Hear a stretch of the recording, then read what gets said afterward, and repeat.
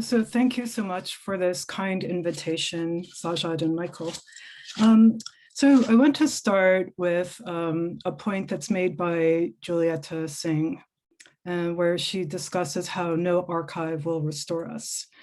So what I'm talking about today is a book project that I'm beginning to pull together. And I locate its starting points in ongoing work on 13th century Islamic texts, as well as the experiences of teaching courses on Islam and Islamic philosophy and religious studies in Western Canada.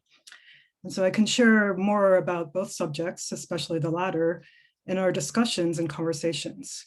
But let me start with my topic today. So this is really much an exercise or a therapy in thinking about how we engage in histories of the past, how we engage in different types of texts and media. My current project works with a set of questions for locating and contouring both body history and the history of sexualities outside of Western Europe. And some of the central contentions of a body histories book project with dual frameworks takes as a starting point the fact that the theoretical literature prioritizes conceptions of body history, commencing with Western Europe and the Western medieval period. So I'm hoping in terms of my book project to prioritize giving weight to the spaces for considering the histories of Islam, the Islamic world, modernity, and beyond, in terms of histories of the body and with respect to gendered bodies and gendered spaces. How, I will ask, can or does history produce bodies? And how can these bodies be known? Not just different visions of the body, but also different experiences of the body, embodiment, gendered experiences, gendered spaces, and sexuality. How do these experiences of body go on to reshape our scholarly presentations and writings of the course of history as well as intellectual histories? And which histories and intellectual traditions in particular? So at present, what I'm going to introduce to you is a set of postcard images, which I'm using as a source, as an archival source with all of the historical contexts that need to be given weight and consideration. And these are primarily Austro-Hungarian postcards of Sarajevo as souvenirs. And in many ways, they illustrate quite explicitly how the Austro-Hungarian Empire launched its imperialist claims over Sarajevo between 1898 and 1918, and how these images were circulated and set in mode with different means of light social control through modern technologies. And so part of the research that I've been doing and will continue to do is thinking about the archive, working with different archival collections in the context of different types of erasures in former Yugoslavia and post-conflict Bosnia. So let us talk a little bit about the postcard. The postcard is really where nostalgia or complexes of pleasure forge links with power, possession, consumption, the erotic, the orientalist, and the voyeuristic. One scholar, Austrian scholar Hartmuth, has termed the 19th to 20th century Austro-Hungarian scholarly interest in Ottoman culture and an innocent past in Bosnia, Bosnostalgia. As Dedovic explains about picture postcards as an Austrian medium, quote, Bosnia was not only irretrievably included in the Western geopolitical orbit, but also in the Occidental communication game, end of quote. Dedovic points out that, quote, today these picture postcards serve as a stimulus for our longing for viewing innocence. Looking backward, we see what no character staring at us from earlier picture postcards could ever grasp, the whole catastrophic 20th century. Orientalizing Sarajevo paralleled reconstructing urban spaces as modern and European. Mapping panoramic views and landscapes mirror occupation and imperialism, where technological enterprises were contrasted with landscapes of the past. For a historical landscape suggests that the past is a remote, ill-defined period or environment where a kind of golden age prevailed, when society had an innocence and a simplicity that we have since lost. Part of my project at present traces how in almost all of the examples of these postcards dated between 1904 and 1915, human forms are secondary to architectural forms. Amongst many other erasures as well as repetitions, the female form stands as a discretely positioned marker, a unit of taxonomy, of identity construction and difference, east of the West and west of the East. And that representation of female forms falls within the orbit of taxonomies of loss. So I'm really very much interested in what these discourses also say about hidden worlds, the body, and politics. What about the technologies of self and questions of decolonization? Should we raise the question, could we aim for, at best in certain contexts, only coloniality? In the context of Islamic textual traditions and using textual traditions from the past and resources, going back to this question about how we engage with texts, we can draw together different questions on the opposition of nature and technology, the human and the machine, the virtual and the real, and the living and the inert. And we have a couple of different scholars and artists who are working now thinking about the archive and using sources, thinking about these questions of decolonization and coloniality and digital projects, where they're raising these particular issues. And here I'm thinking very specifically about the work of Morashine Alayari and where that might take me in terms of working with these different archival sources. Now, thinking about this question of coloniality or decolonization, one of my starting points in terms of my thinking, again, as a starting point for thinking and also maybe as a therapy, is how Biddy Martin and Talpade Mohante at homeness is disrupted by dislocations as well as Boehm's creative rethinking of nostalgia.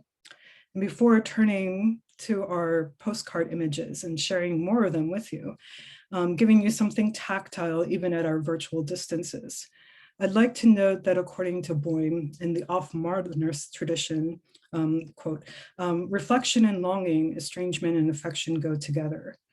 Moreover, for some of the 20th century off-modernists who came from eccentric traditions, i.e. those often considered marginal or provincial, with respect to the cultural mainstream, from Eastern Europe to Latin America, as well as for many displaced people from all over the world, creative rethinking of nostalgia was not merely an artistic device, but a strategy of survival, a way of making sense of the impossibility of homecoming. So let us now turn to the postcards. So with their erasures, as well as through superimposition, Austro-Hungarian Postcards of Sarajevo from 1898 to 1918 opened up perspectives on the nostalgia of Bosnianness and Austro-Hungarian Bosnostalgia, giving us some sense of how authors as well as others from the late 19th century onward will orient as well as situate Sarajevo west of the East and east of the West.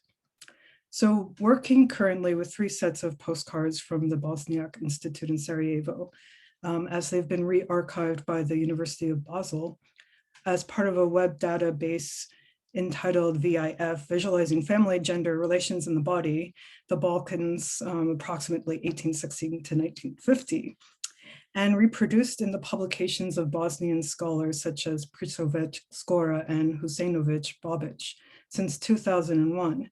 The technology of the postcard, as well as the superimposition of photographic images on the postcard reproductions of specific urban spaces in Sarajevo, underscores the shifts in how urban spaces were gendered, orientalized, and occidentalized through, in particular, images of individual women's fashion and attire, the traditional handicrafts, and new architectural spaces.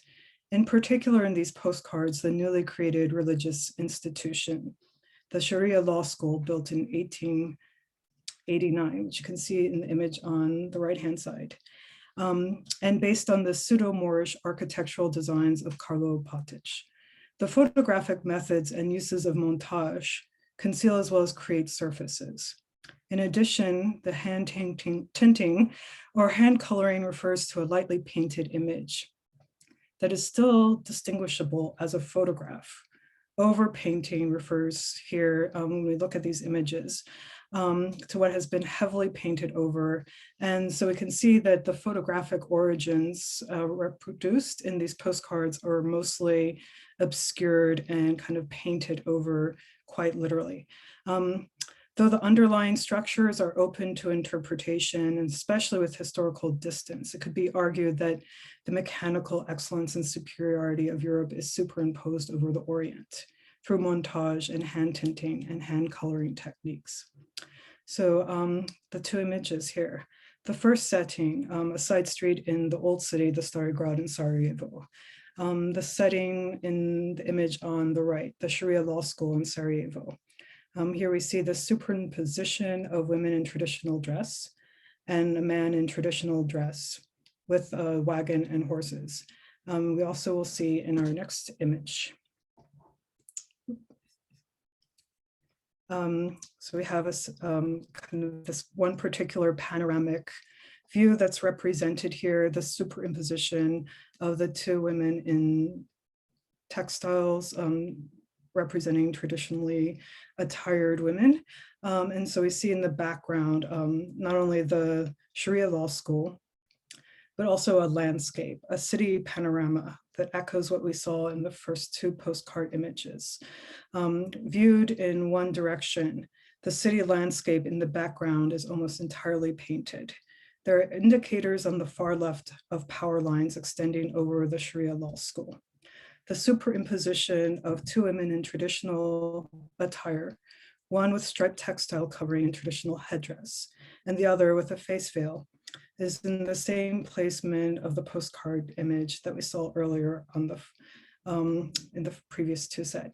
And we have also on the street and in front of the structure, this question of like what is going on in terms of this division between the upper road and the lower road.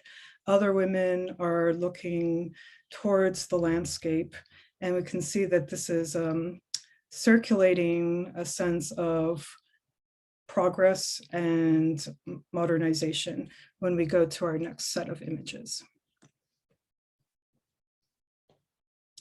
So this method of superimposition, trick montage, and hand-colored postcards creates the surface on what might have originally just been a photograph of a panorama or a street view, where these particular images of individuals attired in different ways, east of the west and west of the east, are superimposed on the photograph.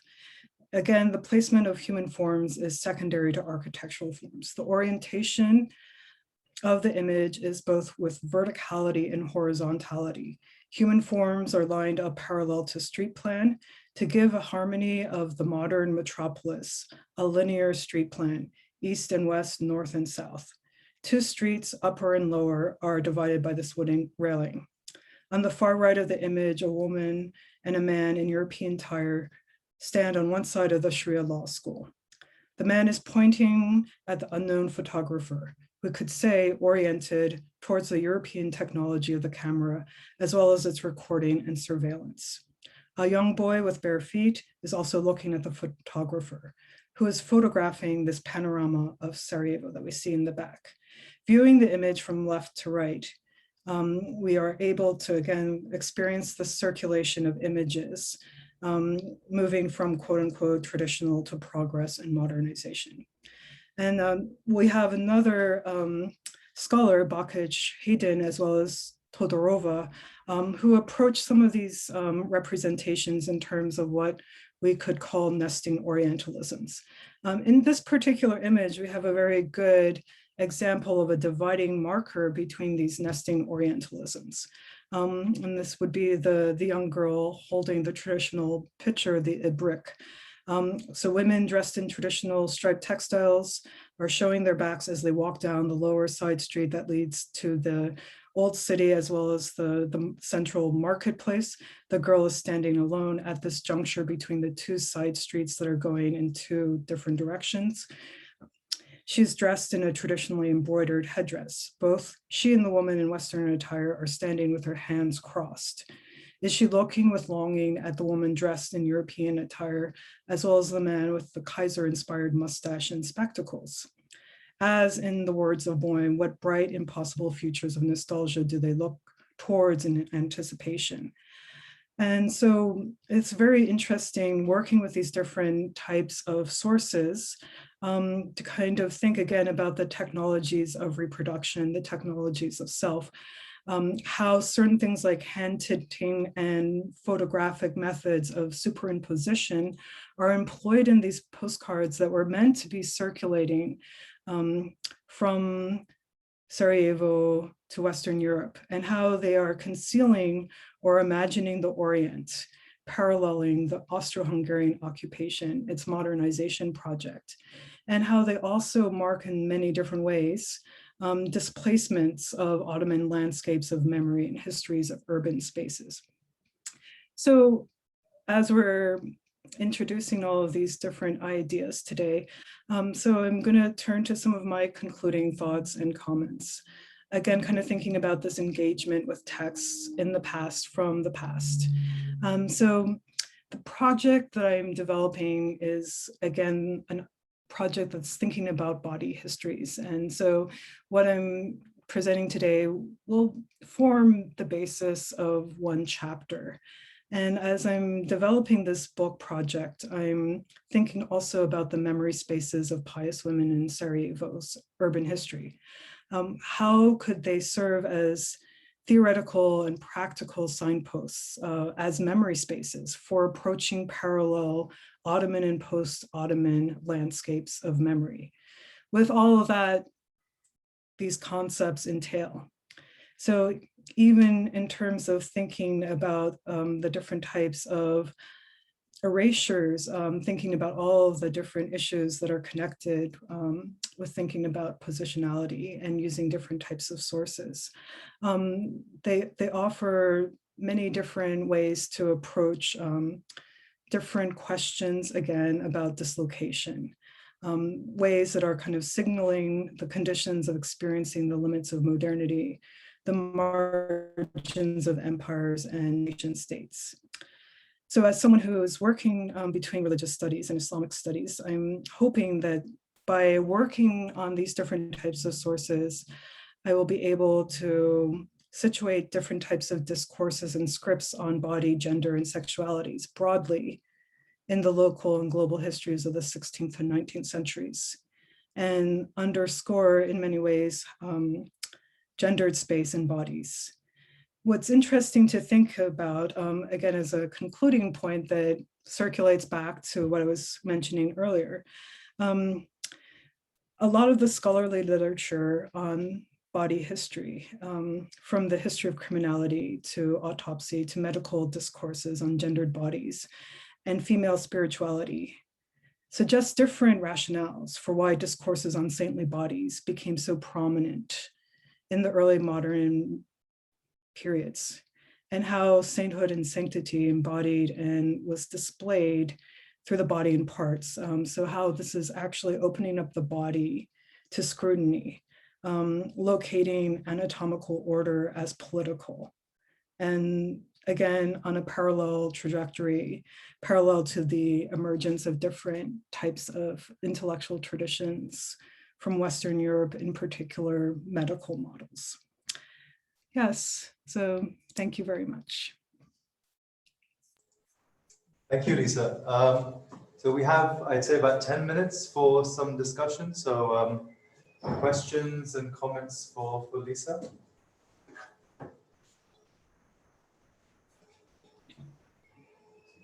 Let's open so I can see if anyone's raised their hands. Any questions from here? John, go ahead.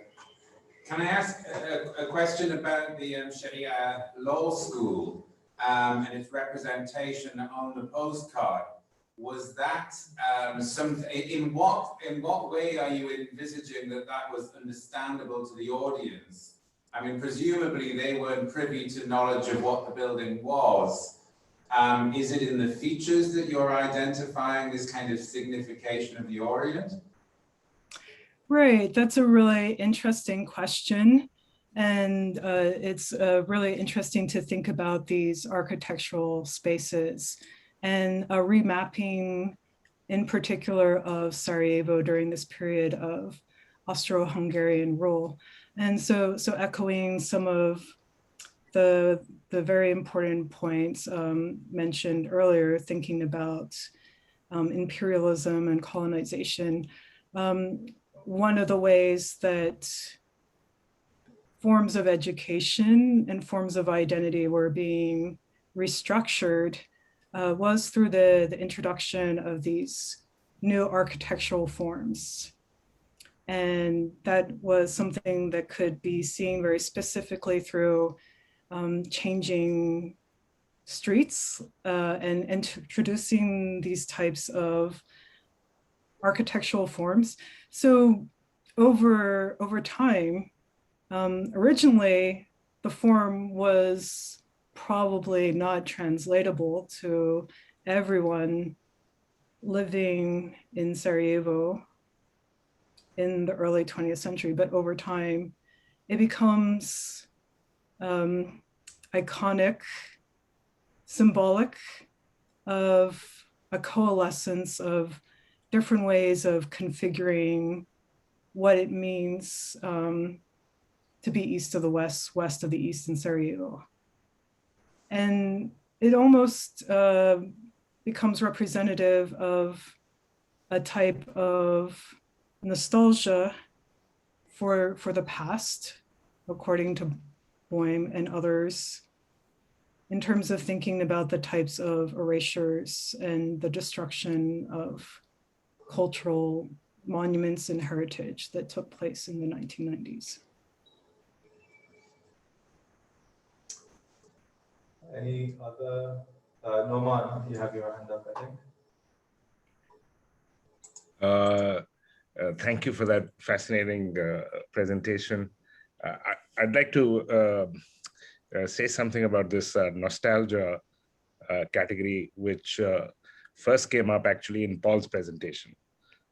So it's something that we've been encountering, I think, in other ways as well throughout this excellent workshop. So nostalgia was actually invented as a category, you probably know, in 1678 by Johannes Hofer, who was a doctor, and it's part of this new taxonomy of diseases, along with taxonomies of everything else. Yeah, so it's actually invented as a disease when it begins, the discourse on nostalgia. And it's, you know, villagers, in particular, Swiss maids coming from villages into cities who are diagnosed with nostalgia, Swiss soldiers. Eventually it becomes also a criminological discourse. In the 19th century, if you can't identify what the cause of the crime is, one authority on criminology, Hans Gross, says, then the cause is probably nostalgia. And it's at that time, it simply just means homesickness. It doesn't mean what we use the word for in the humanities. Actually, the Surgeon General continued to record, the Surgeon General of the United States continued to include nostalgia in the general index of diseases that they put out every year until the 1950s. So when we use that word nostalgia critically, which Paul was also doing, I want us to think about that genealogy of that word. Why do we assume that it just comes naturally to us, actually, to think that nostalgia is pathological? But I don't think that we can actually do without, I mean, as Faulkner said, the past isn't dead, it isn't even past, yeah.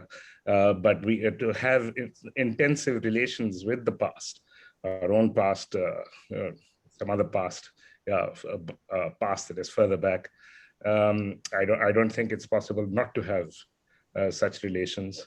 And actually, I mean, the only reason it's come to be identified at all, which is another theme that I'd like to also address to Paul here, yeah, is this extraordinary rupture. I mean, after all, we're living in the Anthropocene. There's never been a rupture like this in the entire history of humanity. Yeah, I mean, that's just materially true now. We have to accept that it's just materially the case that what has happened over the past couple of 100 years has never happened in the entire history of humanity. Yeah, so we have to so that's why we are faced with this question of how we are going to relate to the past at all. I mean, and it's not just for the colonized peoples. It's for Europeans as well. Yeah, they can't do without a past either. It's another question of, what kind of past that we've invented for ourselves in the imperialistic mode. Yeah, that's, I think, what characterizes this modern nostalgia, is that whether it's Muslims or Europeans or anybody else, we all of us look back to some kind of imperial past. I don't think that's the way in which people related to the past necessarily to this extent. So that's the comment I wanted to make. Yeah, that's great. It's really, really, really a great comment and set of reflections. And so I'm really very happy and pleased that you introduced that way of thinking about this term. And in terms of thinking about teaching courses on Islam and teaching courses like Islamic philosophy or a body histories course, it's interesting to think about the types of concepts, the medical scripts, and the ways of thinking about the body that were circulating from the 17th century onward.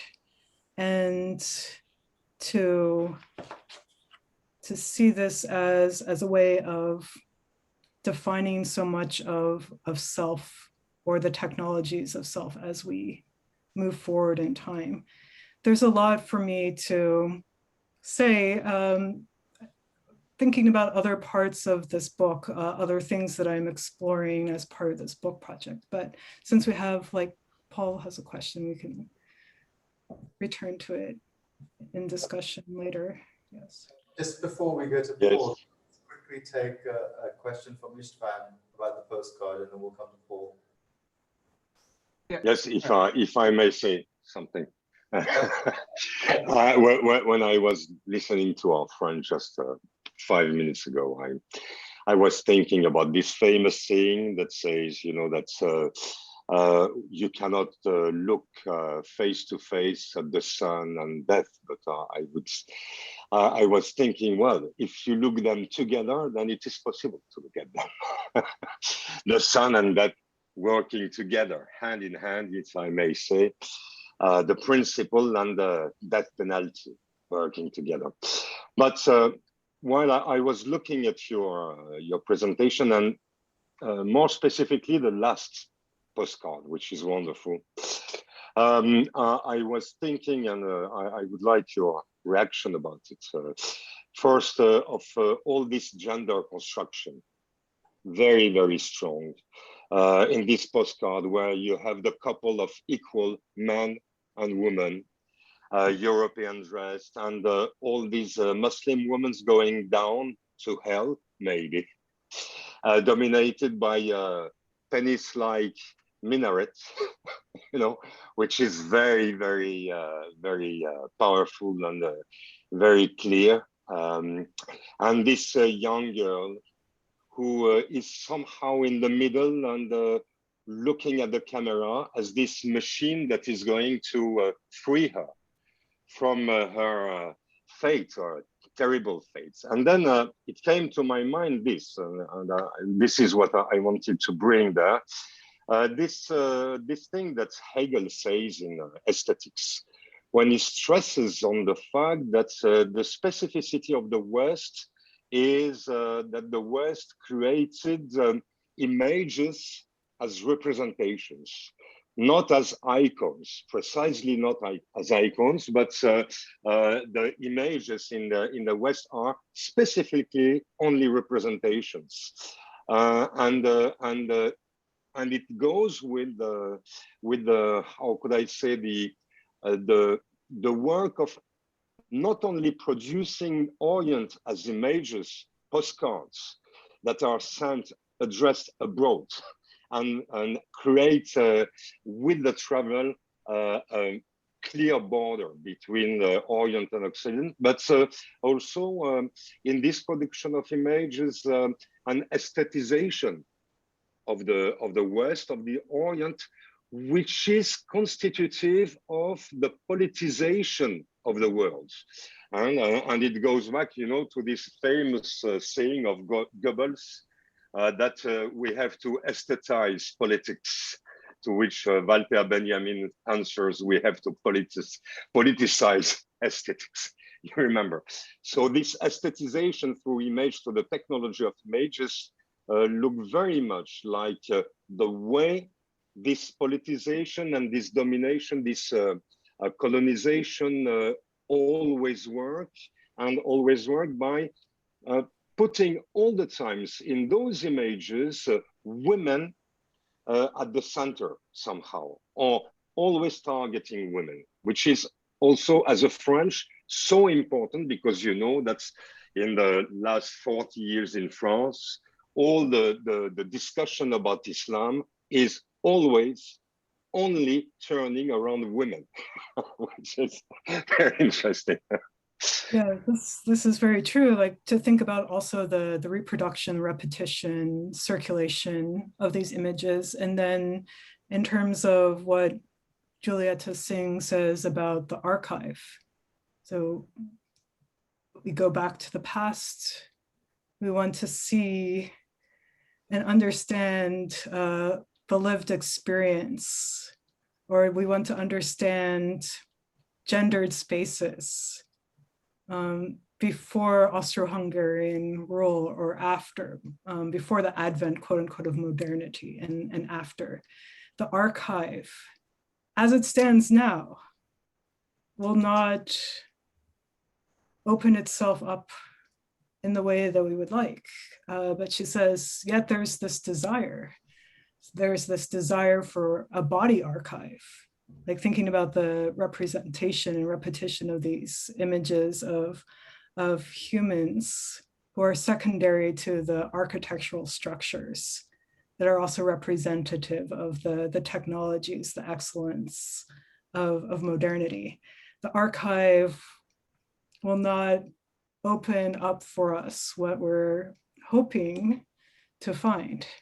And so that really creates a lot of work, a lot of opportunity to think about so many different issues and in different contexts. Yes. Let's just take one last question from Istvan, and then we'll move to the summing up from Noor. So Istvan, please. Yes, I found fascinating the fact that